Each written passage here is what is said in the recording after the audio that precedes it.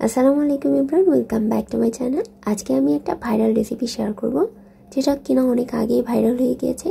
আমি আবার নতুনভাবে তৈরি করে দেখাচ্ছি যাতে আমার রেসিপিটা ভাইরাল হয়ে যায়। তো চলুন শুরু করি। প্রথমে একটা পাত্রে পর্যাপ্ত পরিমাণ পানি দিয়ে 4টা ডিম দিয়ে দিলাম, তার সাথে সামান্য লবণও দিয়ে দিলাম। 15 মিনিট পর ডিমটা সিদ্ধ হয়ে গেলে চুলা থেকে নামিয়ে আমি ঠান্ডা পানি দিয়ে রেখেছিলাম, যাতে ডিমটা খোসা ছাড়াতে খুব সুবিধা হয়। আর লবণ দেওয়ার কারণে ডিমের গায়ে কিন্তু খোসাটা লেগে থাকবে না, খুব সহজেই ডিমের খোসাটা ছাড়ানো যাবে। তো আমি সবগুলো ডিমের খোসা ছাড়িয়ে নিলাম, আর এখন একটা নাইফ দিয়ে ডিমের মাঝখান থেকে চিড়ে নিলাম। ডিমের মাঝ বরাবর হালকাভাবে চিড়ে দিতে হবে, খুব বেশি চিড়ে দিলে কিন্তু ডিমটা 2 ভাগ হয়ে যাবে, তখন মশলাটা দিলে দেখতে ভালো লাগবে না। তো আমি এখানে নিয়েছি 1/4 কাপ মিহি করে শসা কুচি, তারপর একটা বড় সাইজের পেঁয়াজ কুচি নিয়েছি 1/4 কাপ, 2টা কাঁচামরিচ, ধনিয়া পাতা 2 টেবিল চামচ, লেবুর খোসা নিয়েছি 1 চামচ, বিট লবণ নিয়েছি 1 চামচ, আধা চা চামচ নিয়েছি চাট মশলা, তারপর এখানে চিলি ফ্লেক্স ইউজ করেছি ঝালের জন্য।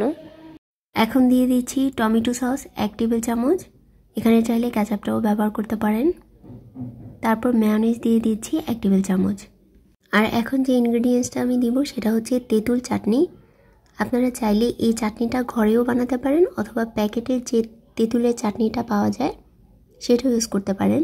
আমি এই চাটনিটা ঘরেই বানিয়েছি। তেঁতুলের পিউরি, লবণ, চিনি আর গোলমরিচের গুঁড়া দিয়ে আমি এই চাটনিটা তৈরি করেছি। এই চাটনিটা এমনি এমনি খেতে কিন্তু ভীষণ মজা। এখন সব কিছু মেখে নিচ্ছে হাত দিয়ে, মাখতে মাখতেই কিন্তু আমার জিভে জল এসে গেছে। এই সালাদটা খেতে কিন্তু অনেক মজা। আপনারা চাইলে এমনি কিন্তু শুধু শুধু খেয়ে নিতে পারেন। তা আমি অফ স্ক্রিনে কিন্তু একটু খেয়েও নিয়েছি।